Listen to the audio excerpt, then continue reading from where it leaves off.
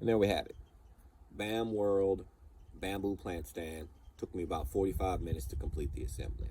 The pros of it, it's really inexpensive. The whole plant stand costs about $49 on Amazon.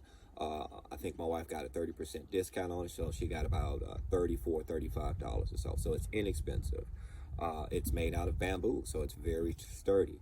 And to be a no nail, and there's my chickens.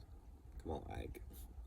And to be a no nail assembly, not having to deal with hex screws or anything like that, like furniture you might have gotten from other suppliers, that was actually pretty easy. The little rubber mallet that came with it was cute, but it actually was out. And there's my chicken again. It was actually very effective when hammering those plastic pieces in. Cons. The only con I would say is that some of the pieces when they were assembled with the brad nails were not quite square. But all in all, for the price and for the sturdiness of it, I think it's a great buy. Honest opinion.